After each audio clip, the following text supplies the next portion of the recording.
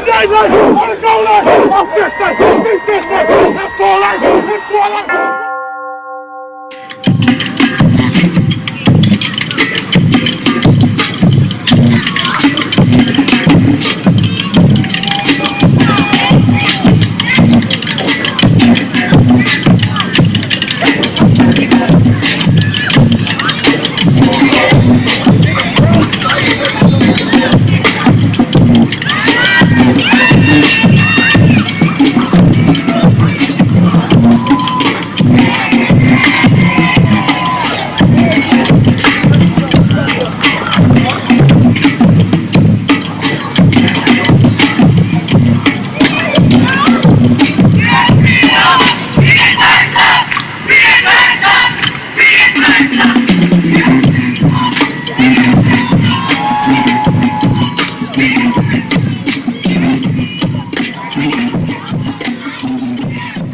Coach?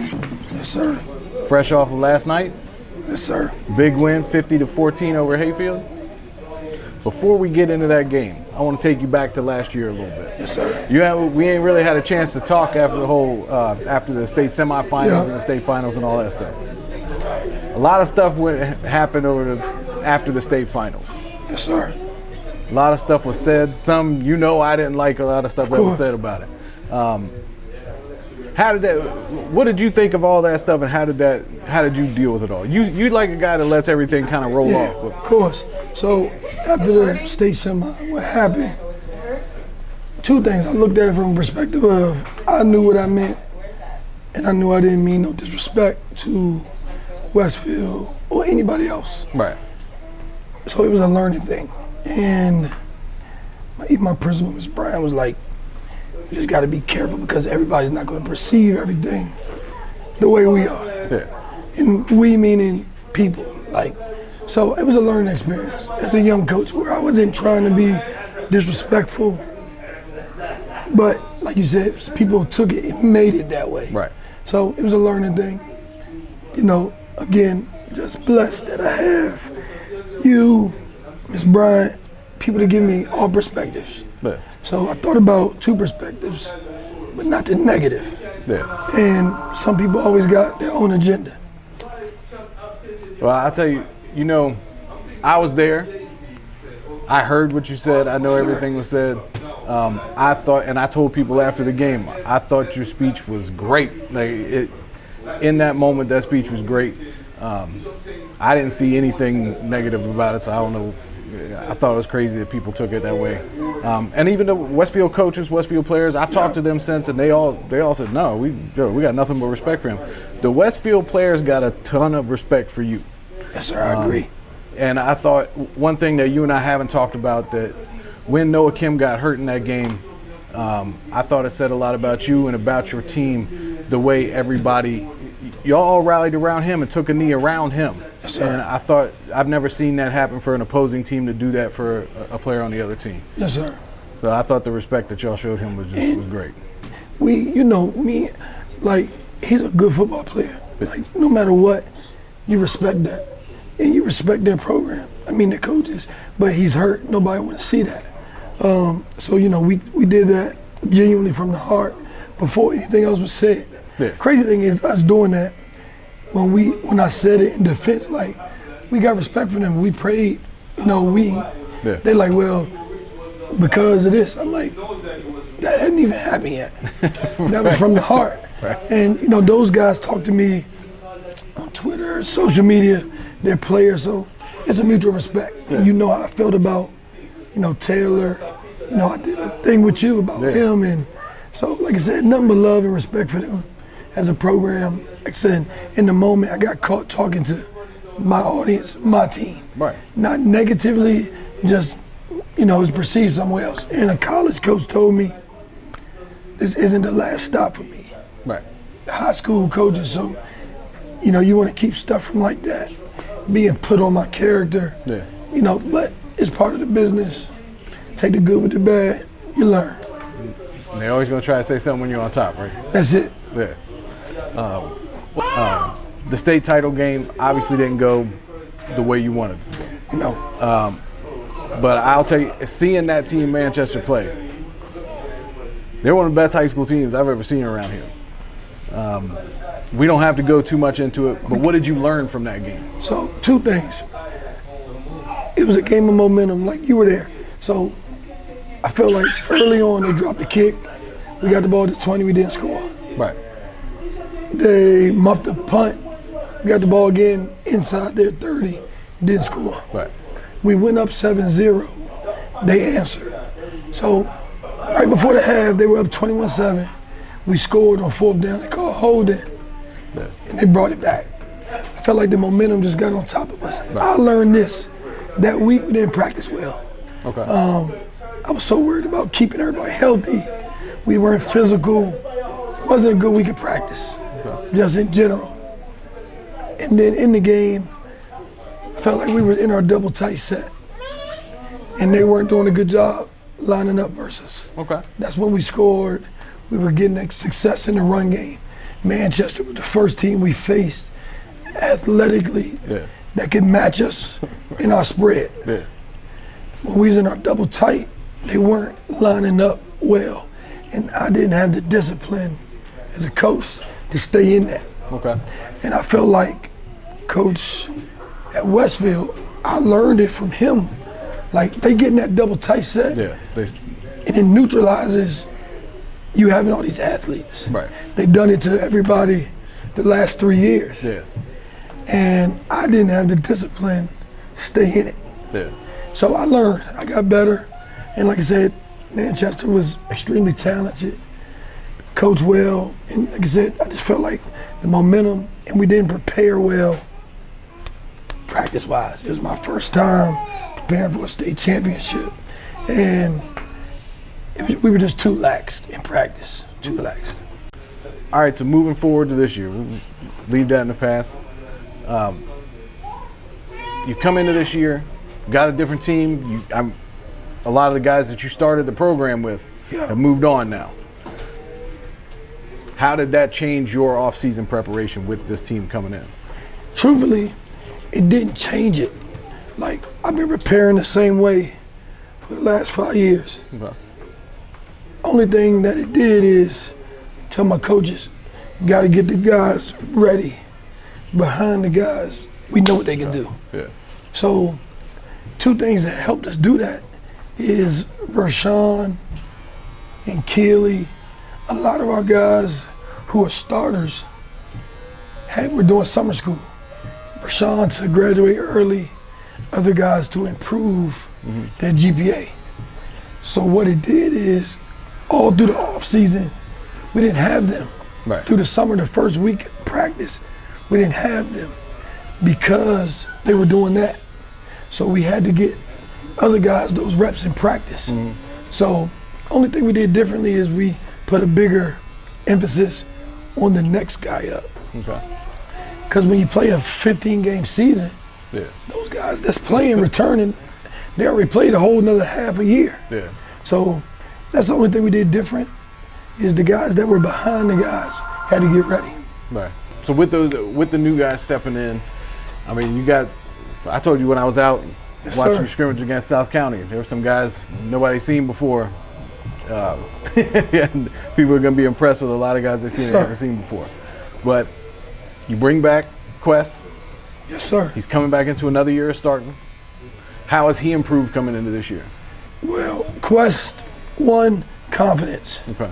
2, you've seen him. Yeah. Physical stature. He's about 190 now, and he's year 2 in our system. He's earned my trust fully in running the offense.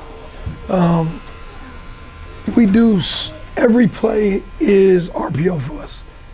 So we can run it, he can pull it, throw it, he can pull it, run it. And that's just become with the maturation of him. Yeah. Even you being here through it all, AJ year 1 and AJ year 2 Totally different. was totally different. Yeah. And Quest's gonna be the same way. He showed that last night. He threw for 302 yards, 5 touchdowns. Yeah. So he's prepared. Physically, his body has changed. And last night he had a couple runs where he ran through a lot of people. So he's earned my trust in running the offense. He got the right confidence. And like you said, just making the right decisions. Yeah. I've been teasing him.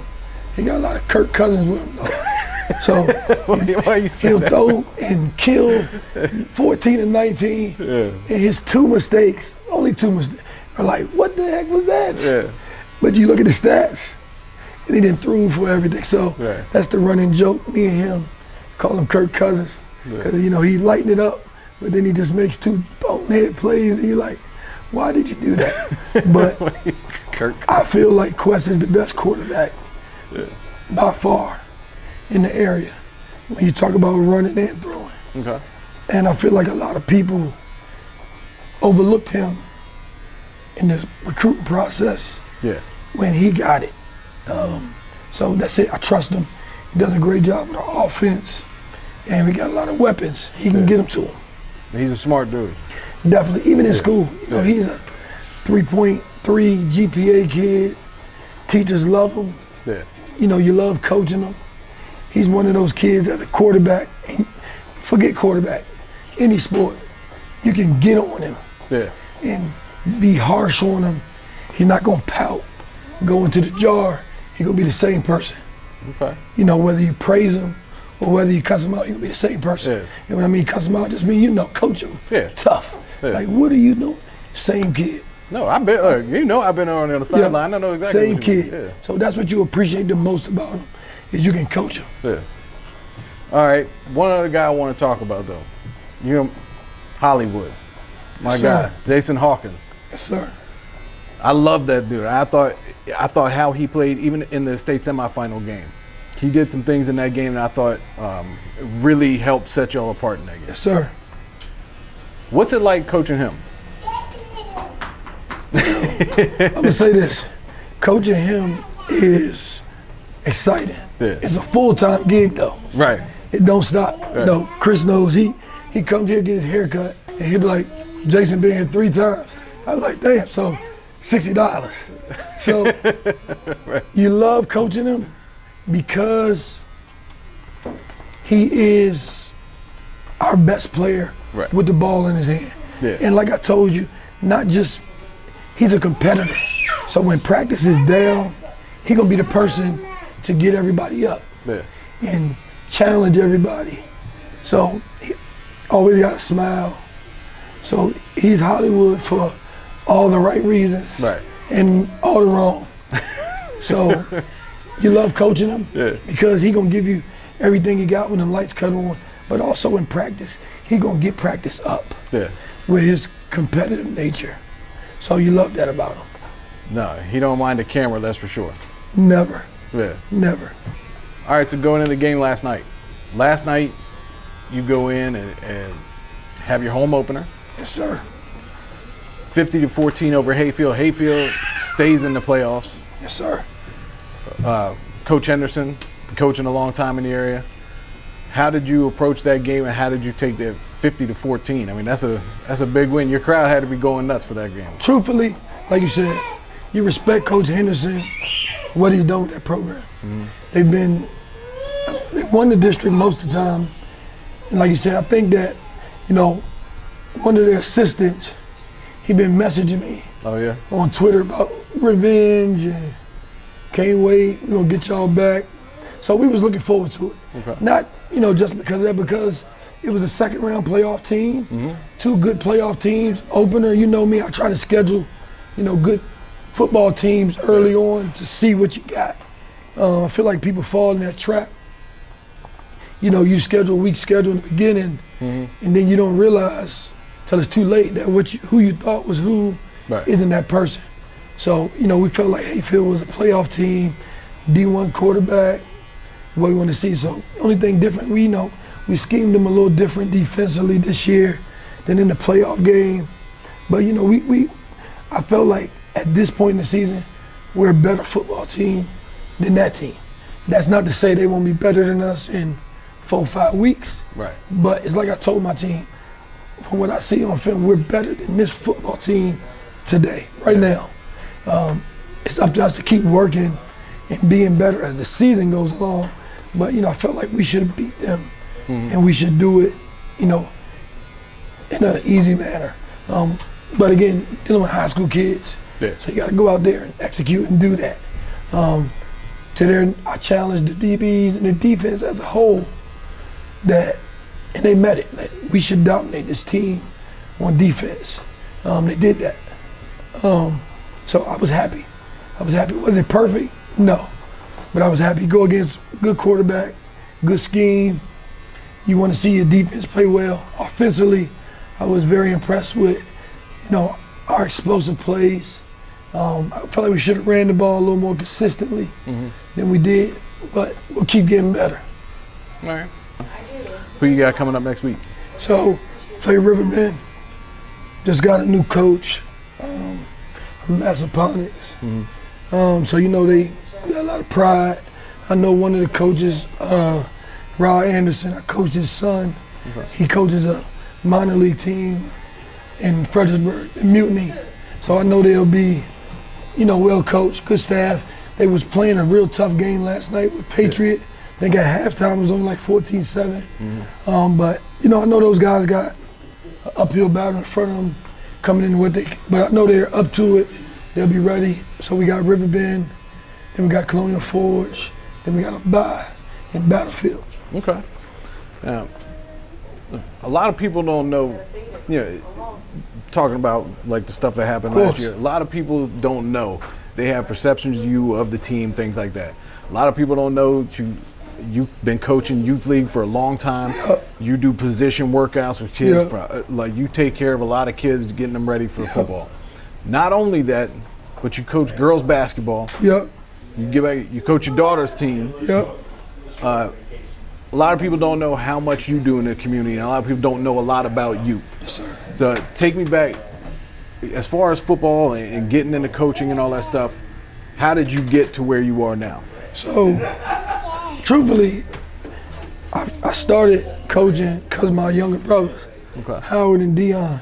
So I would coach their youth league team with whoever the coach was when I could. So we did that for like 4 years. They were like 10, 11, 12.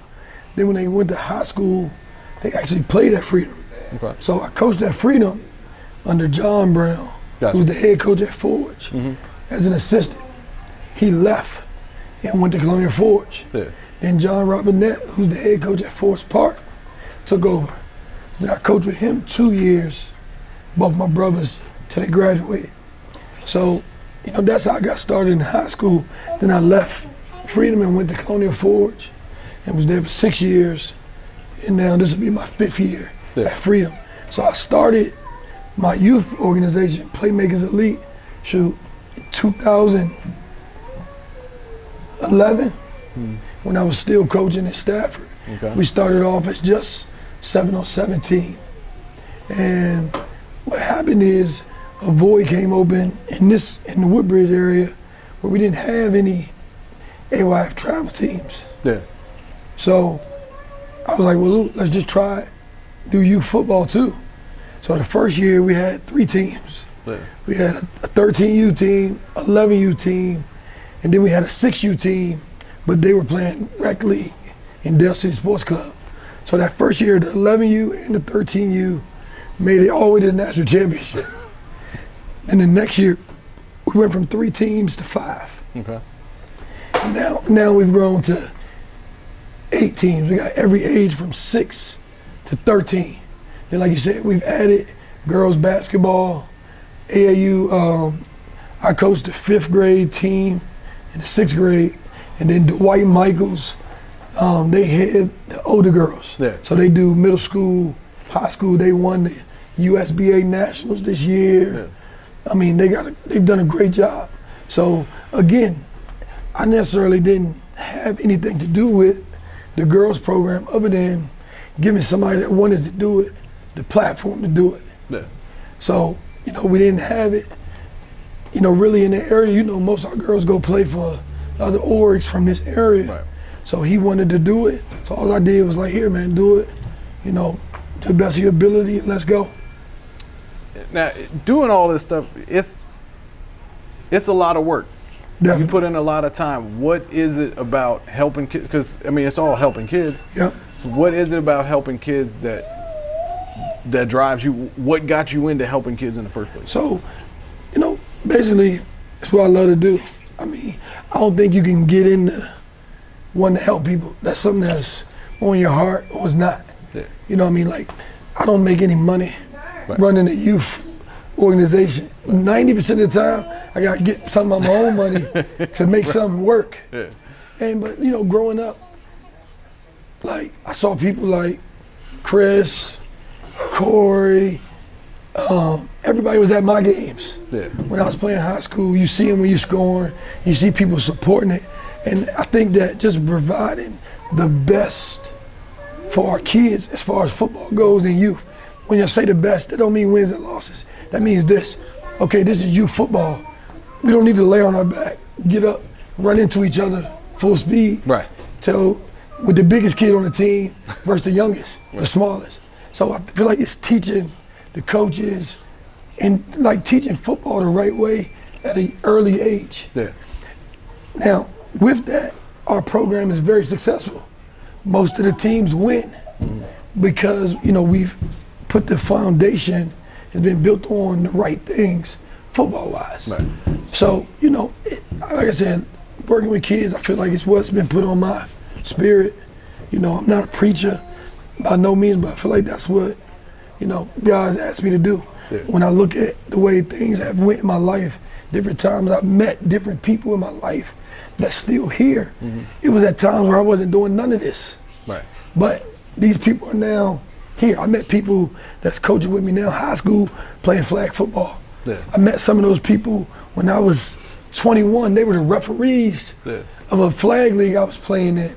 So it's just the way that these people have been brought into my life. Even Mr. Bryson, my AD, we used to coach against each other in Dale City Sports Club. Yeah. And now he's my AD. Right. So just the way that I see people been placed around me, like this can't be a mistake. It's come to this for a reason. Yeah. When I first started my youth organization, I was an assistant coach. I was happy being an assistant coach. Right. I didn't start the youth organization with the aspirations to be a head coach and recruit kids to come there. Yeah. So that's the only issue I got when people try to say that. That's when I'm like, okay, look at all the kids that I got that came in my organization that's playing everywhere. Right. You know what I mean? So, I did it with the right reasons, which is why I never second guess it. I love what I do because I love what I do. Yeah. It really wasn't a choice. It's what I love to do. So I do it with a lot of passion, take a lot of pride in it, and we here. Yeah. Well, nah, I get a chance to see a lot of stuff behind the scenes that you do that a lot of people don't. And I think people would have a totally different thought about things if they get a chance to see you and how much time you put into the kids in the community. Look, even if you just see a couple years ago, you, me, AJ, Taekwon, we all sat down and were talking, and AJ was telling me how mad he was because people don't come to the games. Yeah. Now, that don't happen anymore. Yeah. You completely turn that program around in that way, and I think it's great to see, and it's great for the community to be able to see that. Yes, man. Like you said, it's been a process because, like we talked about, people perceive things as one thing. Right. And the biggest thing in it is I'm not the type of person that's going to speak on everything I do. Yeah. So if I'm doing something out of love and genuine, I'm not going to speak on it. Like, whether it's for one kid or 50. Yeah. If I'm doing something for the community, like, we done gave away turkeys every year I've been here at Thanksgiving. We did Toys for Tots last year. But I don't need to post about it, speak about it, because I'm not doing it for that reason. I'm doing it because this is where I'm from. This is the people that supported me, the community that supported me. So I'm gonna do the same thing. I'm not doing it for likes or right. any of that. I'm doing it because the people that brought me up, in the community, they did the same thing for me. Yeah. So that's it, man. I love it. I wouldn't do it no other way. I feel like I know I have the right people supporting me at my school, in the community, to make sure I'm doing it the right way. Yeah. So, it hasn't all been negative. It's just like you said, when people try to spin it to benefit their own perception. But honestly, Freedom High School, even, Prince William County schools now, like, they just making sure doing everything the right way. That's it. It's not trying to stop me from helping the community or doing positive things. Right. It's just saying, like, all right, Coach O, you need to make sure you're doing this this way so that it's the right way. So I've appreciated the message from all the way up top down to my principal, down to me now. It's not a matter of nobody's trying to stop me from doing this, doing it the right way so that things are X, Y, Z, and can't nobody say that you're doing it this way. So I had to learn, humble myself, and be receptive to that. So it's been a positive and a blessing. Well, I'll tell people about it. You don't got to. I'll tell people about it. Thank you for sitting down with us. Of course. Here, we here at Blazing Cuts here. They support you a lot. They support the program. Yes, sir. So yeah, we happy to be here. So Blazing Cuts, Chris, Khalif, so this is the place where I can come and say all the things I can't say all the time. You know how that go. And like you said, Chris support us. They cut all our kids' hair. And at the end of the day, we say OTF is family. Yeah. So this family, so that's what we're gonna do, no matter what. Yeah. Beautiful. Well, thank you. Good luck this week. We'll talk to you next week. Appreciate you. All right.